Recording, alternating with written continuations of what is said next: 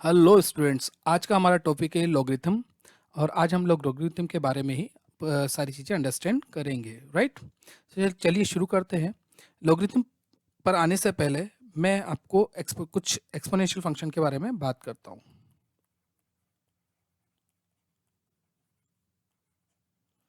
Exponential function का जो representation होता है y is equal to a raise to the power x, इस तरीके से होता है, राइट। कंडीशन अप्लाइड, a हमेशा पॉजिटिव होगा और a का वैल्यू 1 नहीं होगा। ये जो x है, x में भी एनी रियल नंबर, इनपुट जो है आपका कोई भी रियल नंबर हो सकता है। जनरली किसी भी फंक्शन में हम लोग x से इनपुट को रिप्रेजेंट करते हैं और y से आउटपुट को रिप्रेजेंट करते हैं, राइट।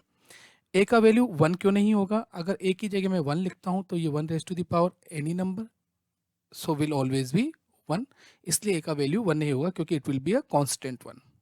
अगर a की जगह 0 लिखता हूं तो ये ऑलवेज 0 होगा, again a constant,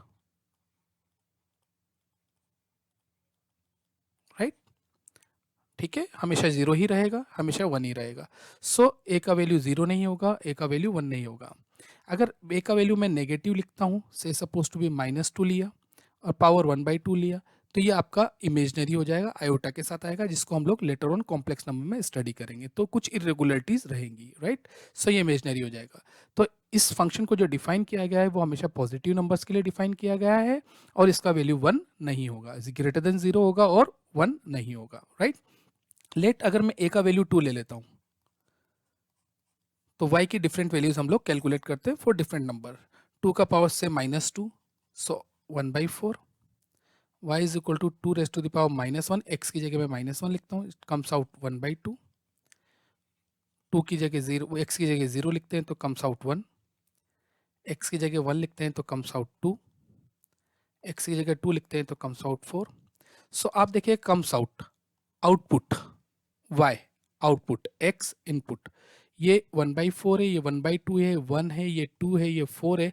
means output आप what ever is the power, whether it is negative, positive और 0, output is always positive. So positive number two the power any number, positive number two the power any number is always positive number, right. So output हमेशा positive रहेगा। तो exponential function का जो output है वो हमेशा positive रहेगा, आपका इनपुट जो है वो नेगेटिव हो या पॉजिटिव हो, ओके। अब हम लोग लॉगरिथम को अंडरस्टैंड करते हैं, राइट। अभी आपका क्वेश्चन मार्क कहाँ लग रहा है? अगर मैं 2 की पावर 3 लिखता हूँ तो क्वेश्चन मार्क यही होगा। इसको हम लोग कैलकुलेट करेंगे तो विल कम्स आउट 8, यानी y का वैल्यू जो होगा वो 8 होगा, यानी मेरा आउटपुट जो है वो 8 होगा, राइट। सो इसको अगर इन जनरल हम लोग रिप्रेजेंट करें तो it will be 2 raise to the power x। ये जनरल फॉर्म हो गया इसका, a का वैल्यू 2 रखा तो ये इसका जनरल फॉर्म हो चुका है, राइट। तो ये फंक्शन हमारे पास डिफाइन है, राइट, एक्सपोनेंशियल की फॉर्म में।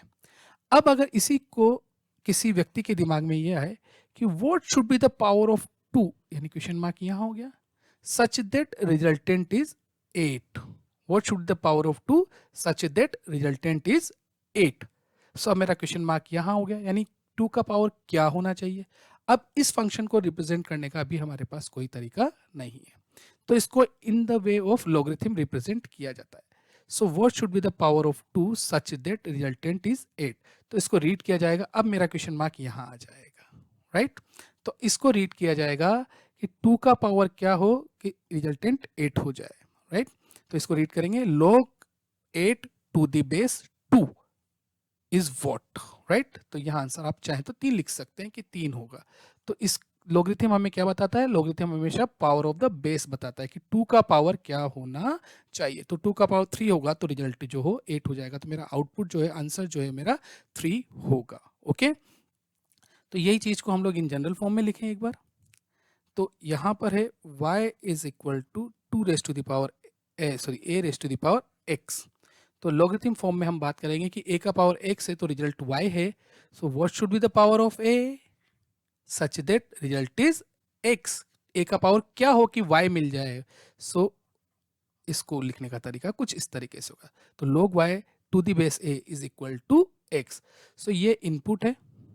सो एक्सपोनेंशियल फंक्शन का जो इनपुट है वो लॉगरिथमिक फंक्शन के लिए किसका वर्क करेगा? आउटपुट का। और एक्सपोनेंशियल फंक्शन के लिए जो आउटपुट है वो लॉगरिथमिक फंक्शन के लिए किसका वर्क करेगा, इनपुट का, राइट।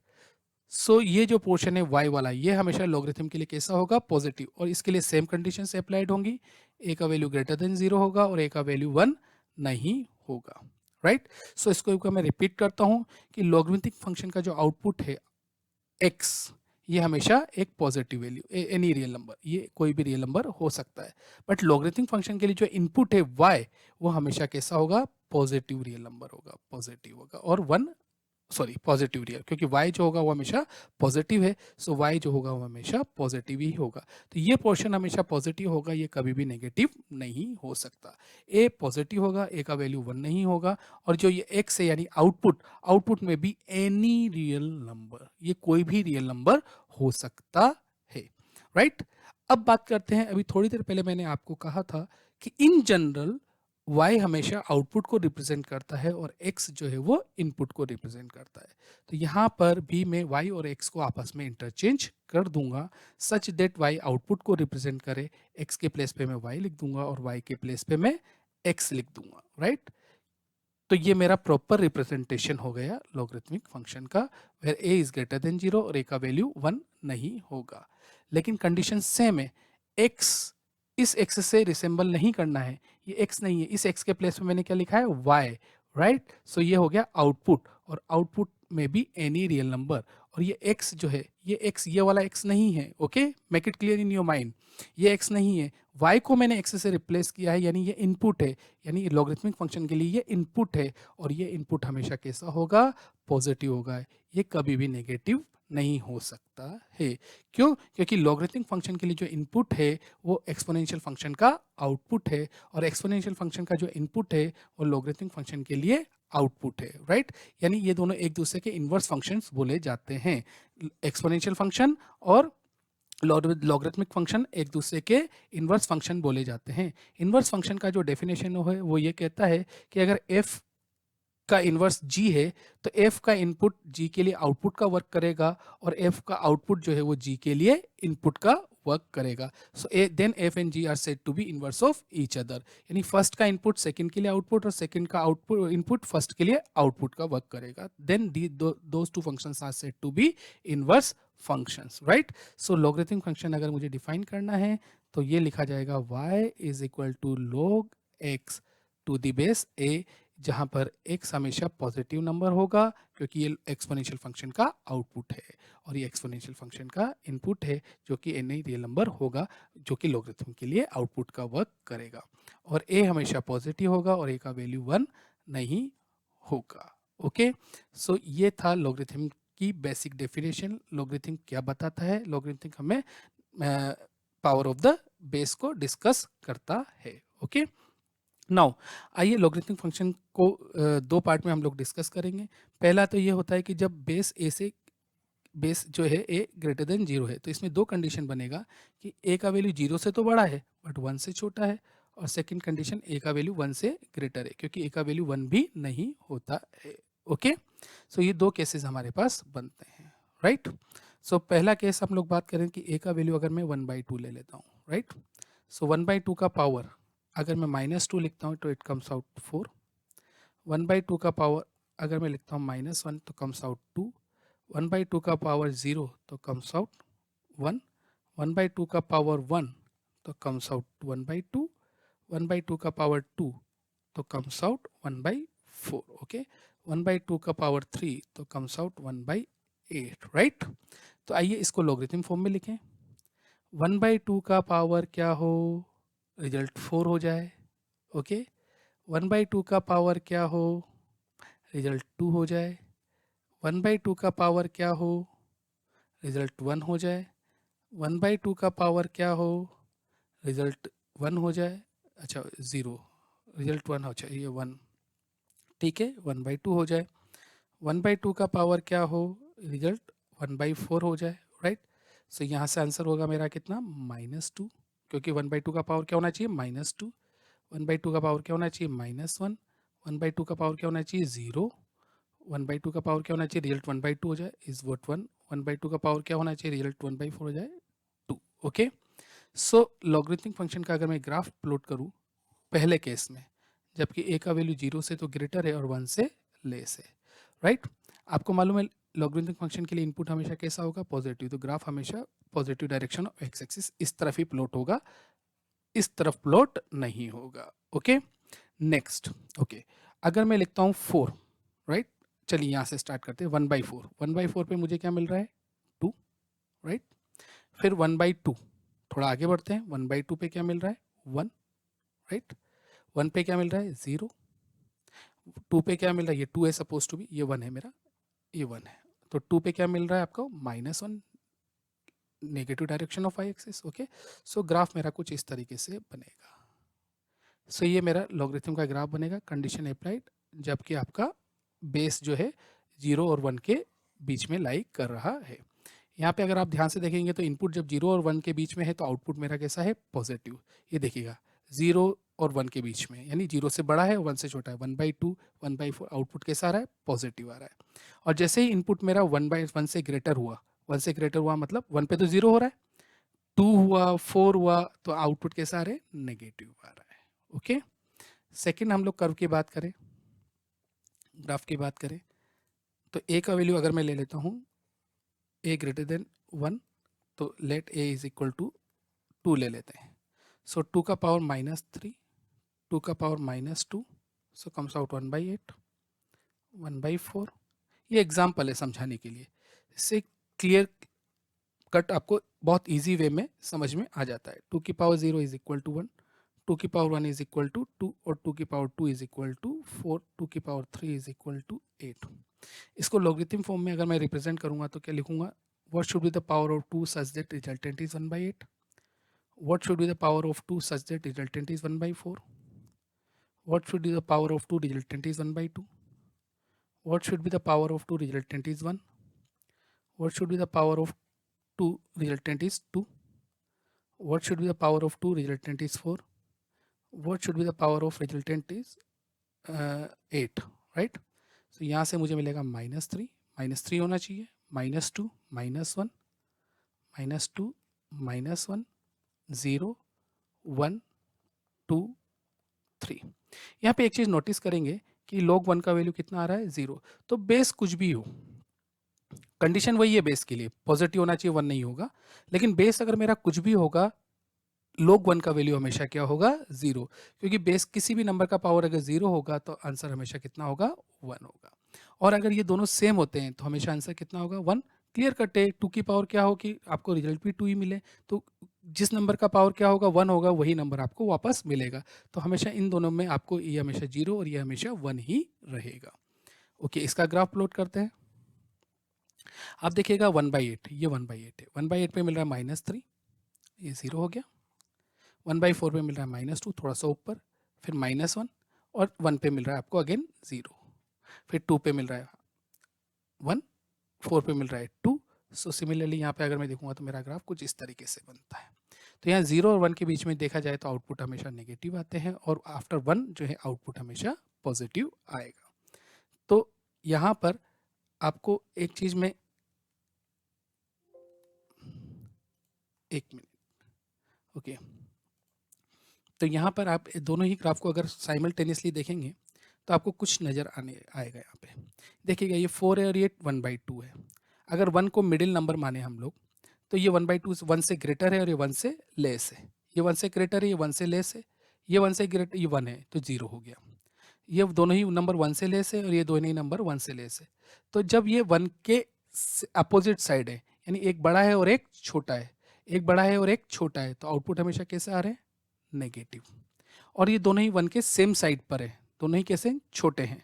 नेक्स्ट वे देखिएगा आप, यही चीज़, ये बड़ा है 1 से, ये 1 से छोटा है, ये बड़ा है, ये 1 से छोटा है, ये बड़ा है, ये 1 से छोटा है, तो आउटपुट कैसे आ रहे हैं, नेगेटिव। ये दोनों ही 1 से बड़े हैं, ये दोनों ही 1 से बड़े हैं, ये दोनों ही 1 से बड़े हैं, तो आउटपुट कैसे आ रहे हैं, पॉजिटिव। सो अगर हम लोग y is equal to a raise to the power, sorry log a log base to the base a, right.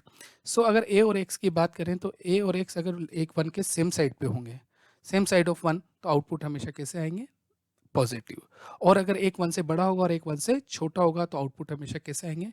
So if a and x lies on same side of x, then y हमेशा positive होगा. If a and x lies on opposite side of x, then y हमेशा जो होगा वो negative होगा. Okay, आइए अब logarithm की कुछ प्रॉपर्टीज को डिस्कस करते हैं. Okay, properties. So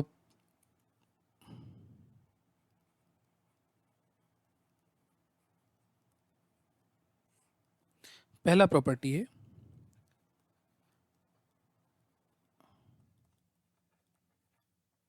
base same होना चाहिए. कंडीशन अप्लाइड है तो that can be written as condition applied m positive होगा, n पॉजिटिव होगा, a पॉजिटिव होगा, a का वैल्यू 1 नहीं होगा, तो ये product must be always positive. Okay, और इसका एक्सटेंशन भी है कि log a m base a n p so q, so that can be written as, ये सब मल्टीप्लाई हो जाएंगे m n p q. Okay, second property है log बेस a m raised to the power n, तो that can be written as n time log of base a m. ये n जो है आगे आ जाएगा फ्रंट में. तीसरा प्रॉपर्टी है log base a m minus log of n to the base a, that can be written as log of m upon n. मैं यहाँ प्रॉपर्टी के प्रूफ नहीं दे रहा हूँ, विच इज़ नॉट रिक्वायर्ड. हम डायरेक्टली प्रॉपर्टी ही learn करेंगे. Number fourth हम लिखेंगे बेस ए 1 ऑलवेज 0. नंबर 5 लिखेंगे a always 1. Okay, number 6 property एक इंपॉर्टेंट प्रॉपर्टी है, इसको देखेंगे ध्यान से.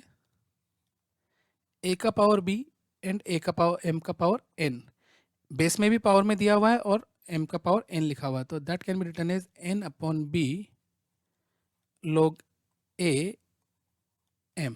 ओके, नंबर 7 है प्रॉपर्टी a का पावर में है log c to the base b. So a और c आपस में अपना पोजीशन इंटरचेंज कर सकते हैं, तो c log बेस b ही रहेगा, a और c आपस में इंटरचेंज करेंगे तो this can be written as a.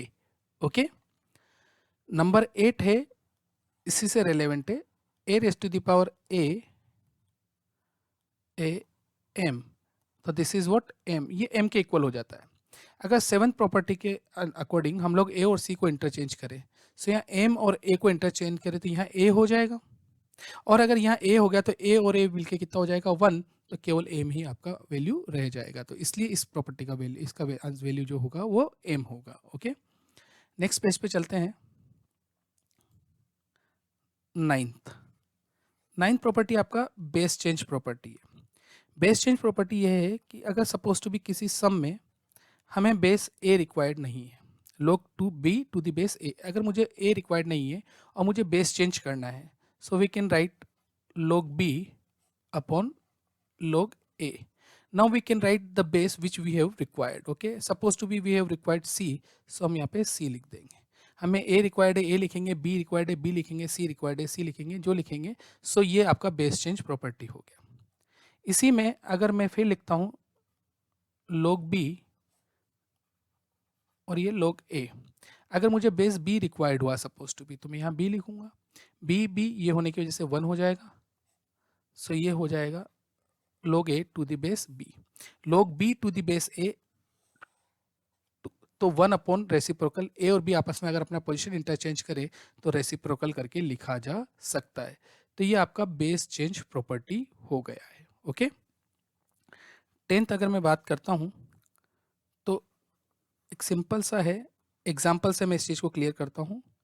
ये कितना है, what should be the power of 2, resultant is 8, तो ये वैल्यू हो गया 3 और 3 इज ग्रेटर देन 2.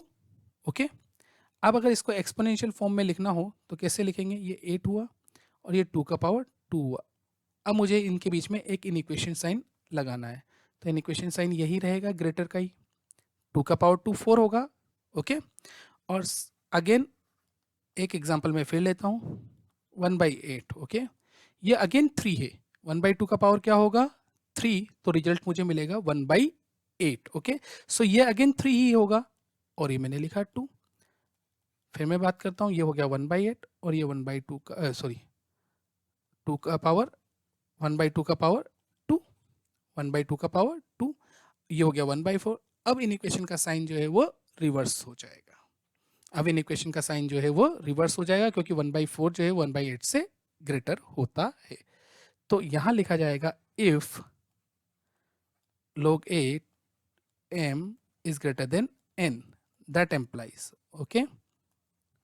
तो दो पार्ट में बात करेंगे, m is greater than a raised to the power n and m is less than a raised to the power n, condition applied, a का वैल्यू 1 से बड़ा हो, यानी बेस, यानी ये जो बेस है ये 1 से बड़ा है, 2 था यहाँ पर, तो ये 1 से बड़ा था, और यहाँ 1/2 है, तो कंडीशन अप्लाइड, बेस जो होगा वो सॉरी 1 से 0 और 1 के बीच में होगा, राइट। सो 1 से लेस होगा, तो इस कंडीशन में इनइक्वेशन का साइन जो होगा वो रिवर्स हो जाएगा। तो क्लियर है सारी प्रॉपर्टीज आपको। सो आज के लेक्चर में यहीं तक।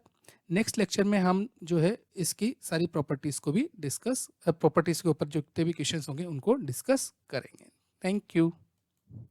सो अगर आपको वीडियो पसंद आया तो लाइक एंड शेयर कीजिएगा और चैनल को सब्सक्राइब करना ना भूलिएगा। Thank you.